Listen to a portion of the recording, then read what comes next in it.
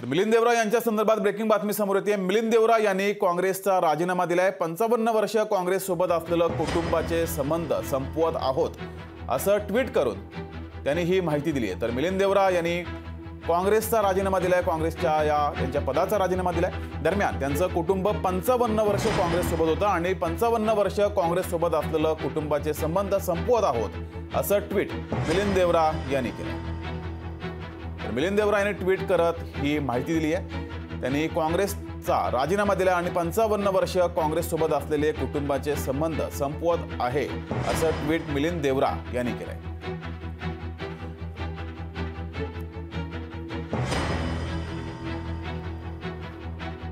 तर मिलिंद देवरा यांचे काँग्रेस सोबत गेले 55 वर्ष संबंध होते। ते काँग्रेस सोबत 55 त्यांचं वर्ष कुटुंब होतं, मात्र आता हे संबंध संपवत आहोत असं ट्विट मिलिंद देवरा यांनी केलंय। मिलिंद देवरा आणि त्यांचे वडील सुद्धा काँग्रेसमध्ये होते। मिलिंद देवरा हे खासदार होते, त्यांचे वडील सुद्धा खासदार होते, काँग्रेसचे उमेदवार होते, काँग्रेसचे खासदार होते आणि 55 वर्ष त्यांचं कुटुंब काँग्रेस सोबत होतं, मात्र आता हे संबंध संपवत आहोत असं ट्विट मिलिंद देवरा यांनी केलं।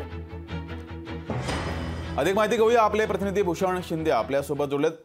भूषण, मिलिंद देवरा यांनी आता अधिकृतपणे ट्विट करत काँग्रेस सोबतचे असलेले संबंध संपवत आहोत असं म्हटलंय।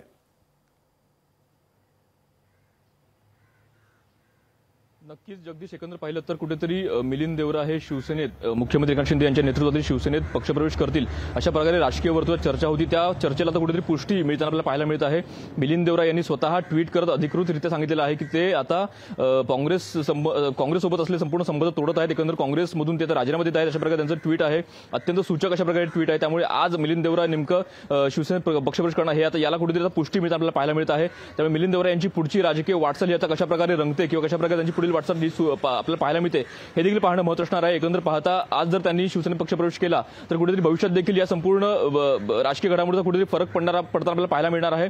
याचं कारण म्हणजे जी लोकसभा मतदारसंघ जो आहे त्या मतदारसंघासाठी भाजप देखील उत्सुक आहे, त्यामुळे शिवसेनेमध्ये जर त्यांना जर ती उमेदवार दिली तर भाजपने एकंदर कुठेतरी गळचिपी किंवा एकंदर भाजपची कुठेतरी अडकाव केला असतो, त्यामुळे भाजप आणि शिंदेची शिवसेना याच्यामध्ये कुठेतरी रस्सीखेच होताना आपल्याला पाहायला मिळेल। मात्र सध्या तरी मिलिंद देवरा यांनी राजीनामा दिलेला आहे, त्यामुळे मिलिंद देवरा यांची पुढील भूमिका पाहणं या दिवसभरातील फार महत्त्वाचं असणार आहे। जगदीश, भूषण, धन्यवाद दिलेल्या माहितीबद्दल। लोकशाही मराठी ऐका, पहा, जागरूक रहा।